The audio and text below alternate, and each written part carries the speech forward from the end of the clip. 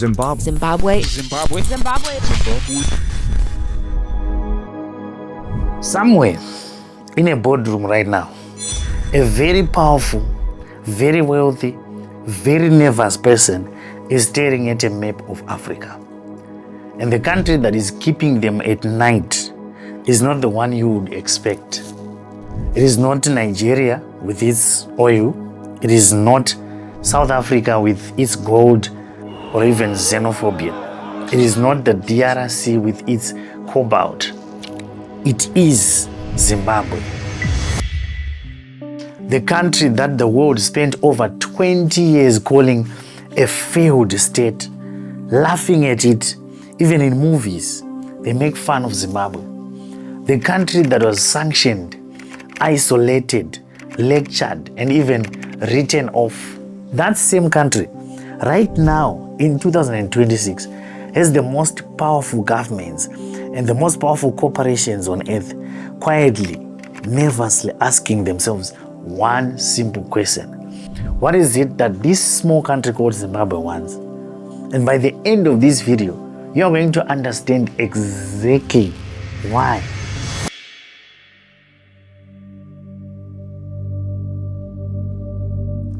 Now, before we talk about Zimbabwe specifically, I need to explain something that is happening right now across the entire planet. Because once you understand this, everything else in this video is going to make complete sense for you. Here's the situation. Every major government on the entire earth has made a promise. They have all committed to stopping the use of petrol and diesel cars. They are saying they are going to be going fully electric. They want to cut carbon emissions to zero. They also want to save our only habitable planet from something that they call climate change.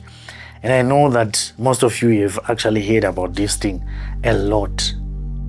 Now, that one is a very big promise to citizens, right? But here's the problem that nobody is talking about loudly. For the world, the entire planet, for this world to go electric and to save our planet, we need batteries. We need millions and millions of batteries. And every electric car that will run on earth needs a battery. Every solar panel system needs a battery. Every wind turbine system needs a battery to store the power. And the batteries need one thing above everything else: lithium. Lithium is the mineral of the present and the future.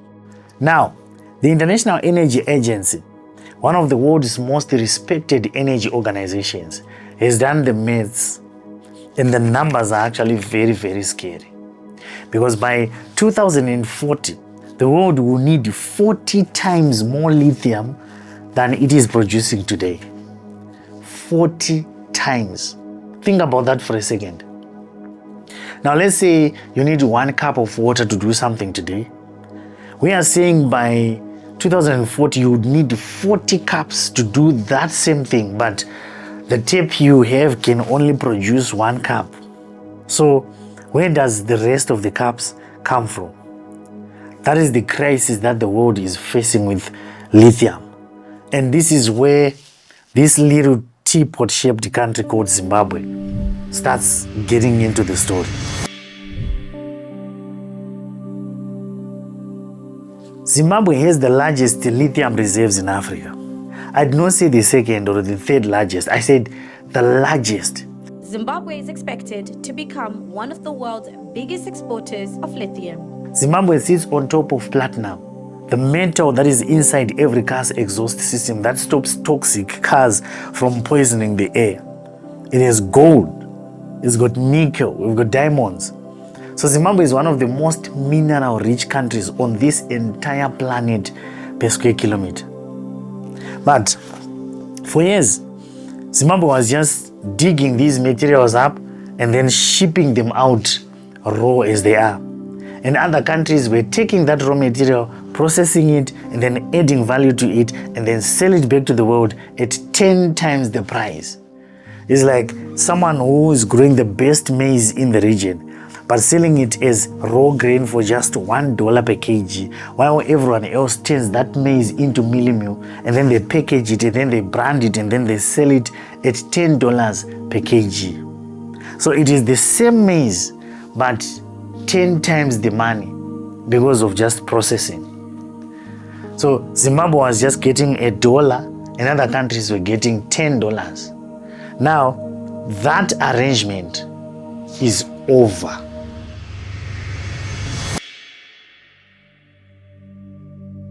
In December 2022, Zimbabwe's government did something that sent shockwaves through mining boardrooms in London, in Beijing, in New York.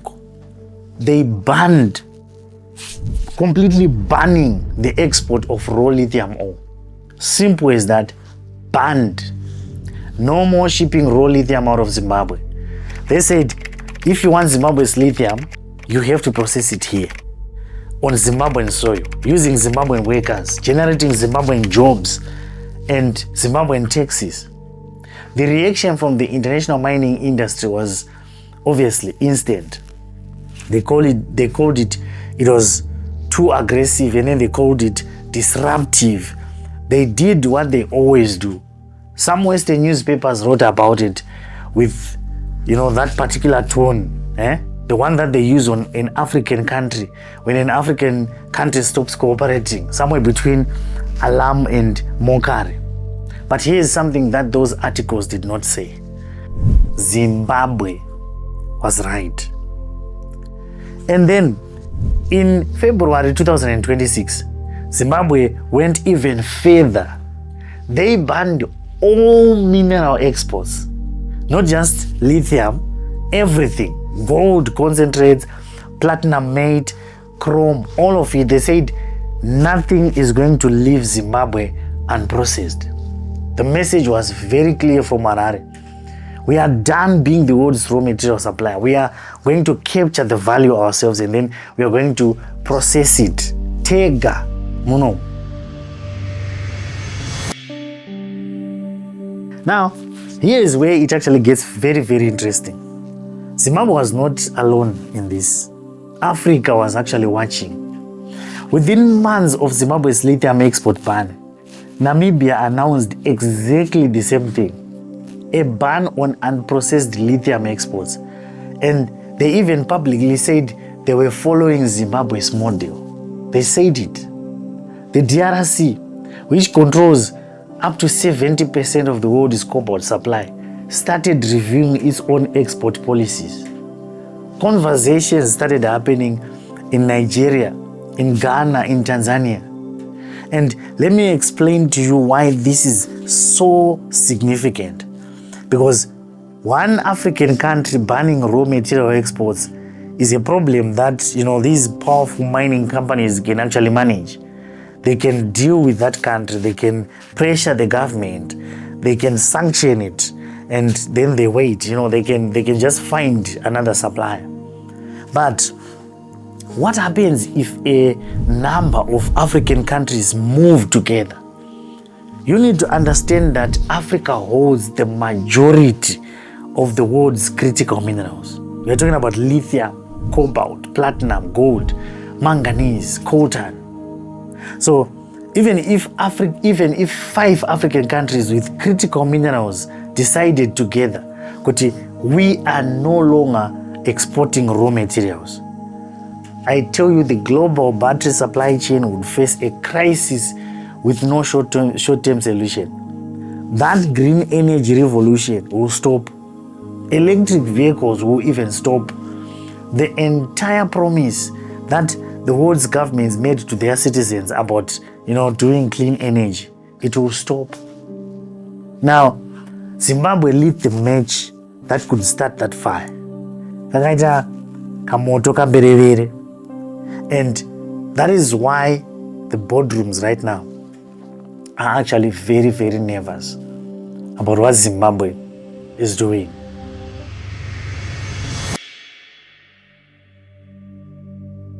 You need to understand that lithium only is actually the first reason the world is watching Zimbabwe nervously. There are other reasons. And the second one is about money. And this one actually hits closer to what powerful nations guard against carefully. They don't want anyone near this one because this one is a real threat to them. This is what happened. In 2024, April, Zimbabwe launched something that they called ZIG, the Zimbabwe gold currency. And yes, I know what you're thinking. I know what you're thinking. Zimbabwean currency, that one is a very, very complicated history. I know. We all know of hyperinflation, $1 trillion, all those things. We know that. But this one is different. And here's why. I want you to listen to this carefully. If you want to go and do research on this, you can actually go and do a research on this. Most currencies in the world are backed by nothing except trust. Yes, absolutely nothing. The US dollar is valuable because people trust the US government. Chete. There is no gold sitting in the vault backing every dollar note. It is just pure trust. Now, the ZIG is different. It is backed by real physical gold sitting in Zimbabwe's vaults. Over 2.5 tons of gold, $100 million in gold reserves, $100 million in hard currency reserves. This is actually real. This is something that is real and something that cannot be printed by a foreign government or something that cannot be manipulated by a decision that has been made by Mkoma Trump Uko. Now, let's be honest. Is the ZIG perfect? Has Zimbabwe completely solved its currency problems overnight? No, not yet, not even. And I'll be honest about that one.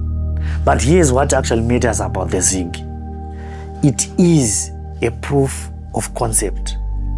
It is proof that says an African country can build its own currency on its own resources without depending on the IMF, without borrowing from Western institutions, without being at the mercy of decisions made in foreign capitals. And 12 African central banks watched that launch very, very carefully. Because if Zimbabwe did it, you know that others can actually did it too. And that idea, the idea of African monetary sovereignty backed by African resources, is genuinely frightening to the people who benefit from Africa depending on their financial systems. This is massive. This is huge.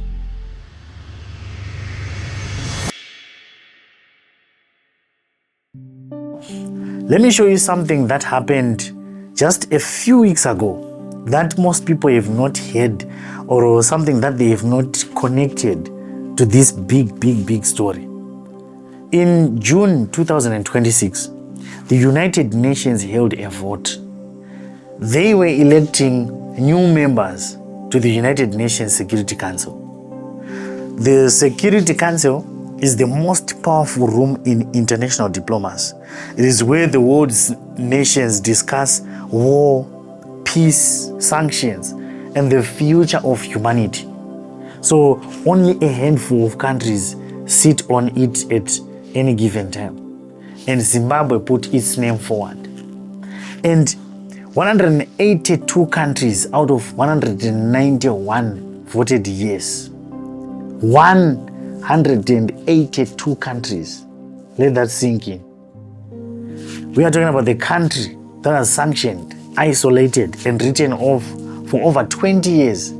It just received the backing of 182 nations to sit at the highest table of international diplomacy. This is Zimbabwe's first time back on the Security Council in over 33 years. And this time Zimbabwe is not arriving there as a charity case, not as a country begging for help, but as a representative of the African continent at the most important diplomatic table on the entire planet.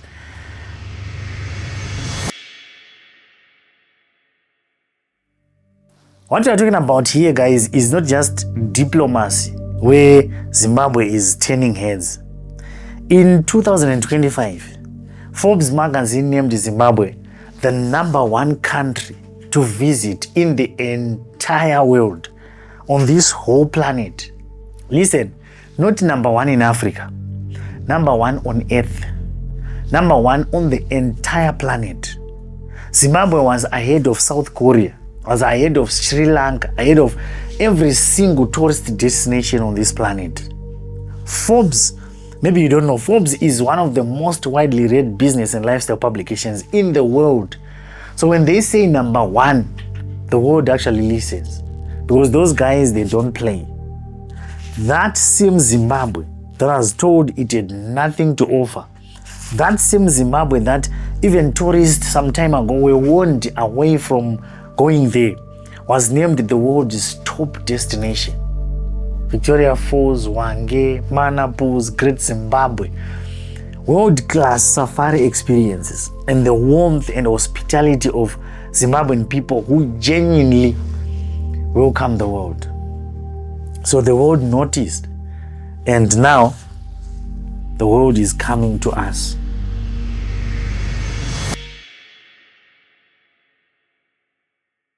Let us look at the map of Africa right now. Two of the most significant infrastructure investments in the history of the entire African continent are being built. The first one is the Lobito Corridor, a $16 billion project that is connecting mineral wealth of DRC and Zambia to the Atlantic Ocean. So the United States, the European Union, and China, they are all competing to have influence over this corridor. That actually tells you everything about how important this is. And the second one is the North-South Corridor, the major trade route connecting South Africa all the way north through Zimbabwe to Zambia and beyond. Every truck carrying copper from Zambia to South Africa passes through Zimbabwe. Every container heading to Southern African ports passes through Zimbabwe. And in April 2026, Zimbabwe and Zambia signed a $2 billion railway deal directly connecting their two countries into this regional network. And here's the simple truth. You cannot build Southern Africa's economic future without Zimbabwe in the middle of it, because the geography alone makes it impossible. So Zimbabwe is not on the edge of this story. Zimbabwe is actually the spine of the story. And 26 kilometers northwest of Harare, on what was farmland just a few years ago, Zimbabwe is also building a brand new capital city, a $60 billion vision. The parliament is already there. Luxury villas are rising, and a Dubai billionaire has already invested up to $500 million in the first phase. So you should understand that a country that is building a new city from scratch is not a country without a future. We are part of history, my friend. We are part of history that is in the making.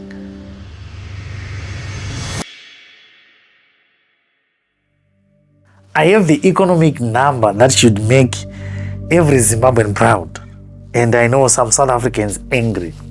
In 2025, Zimbabwe's economy grew at approximately 6%, and South Africa, the largest economy on the African continent, grew at approximately 1.5%. So Zimbabwe grew 4 times faster than South Africa. Even though South Africa and South Africans despise Zimbabwe and its people, Zimbabwe outgrew them in 2025. Now, let me be very, very honest here, because I always give you the full picture. South Africa's economy is enormous. It is more than 10 times the size of Zimbabwe's economy. So we are not saying Zimbabwe is bigger than South Africa. No, not even. We are not even saying that. Not even a single time did we ever say that. What we are saying is the direction matters. The trajectory matters. A country that was told its economy was finished, growing at 4 times the rate of the continent's largest economy, is a country that is actually going somewhere. a country that is doing something. And the trend is moving in Zimbabwe's favor. Now, I want to show you one thing that, to me, personally says more than any statistic ever could. The United States government has kept Zimbabwe under sanctions 2001. This is my own analysis. 25 years of sanctions, restrictions, isolation. And yet, those same United States government representatives are now quietly traveling to Harare to negotiate access to Zimbabwe's critical minerals. The sanctions are still in place, but the diplomats are still coming in. I want you to look at this again, because what you need to understand that when you need what someone has, everything else becomes flexible. That means politics, history, sanctions, ideology, all of it becomes negotiable when you need what the other person controls. That contradiction, a government powerful enough to sanction Zimbabwe for 25 years is now asking Zimbabwe for access. It is the clearest possible proof of where power actually sits right now. Zimbabwe is something that the world needs, and the world now knows it. Now, I have to be very honest with you, because this is not a video that only tells you the good news. The history of resource booms in Africa is not always a happy story. Many African countries have discovered that they were sitting on enormous mineral wealth before. We've got countries that discovered oil, diamonds, gold, and in most cases, the wealth flowed to a small elite, while ordinary people saw very little change in their daily lives. Nigeria has got oil, and yet there are millions of Nigerians that are living in poverty. DRC has cobalt, the mineral inside every smartphone battery on earth, and yet it remains one of the poorest countries in the world. So the honest question that we have for Zimbabwe is this: will the lithium boom build schools? Will it build roads, hospitals to ordinary Zimbabweans, or for ordinary Zimbabweans? Will the Mutapa funds returns actually reach the people who need them the most? Will the new city being built 26 kilometers from Harare save ordinary Zimbabweans, or just the wealthy? These are actually fair questions, and right now they do not have complete answers. We do not have one-word answers. What I can tell you is this: the structure is being built. The Mutapa Fund, the mineral processing facilities, the infrastructure investments, these are creating more opportunity for the benefits to reach ordinary Zimbabweans than the old system ever did. So whether that opportunity is seized, whether the accountability is there, whether the governance is right, that is the work that actually lies ahead. And it is the work that every Zimbabwean at home and in the diaspora must hold their leaders accountable for.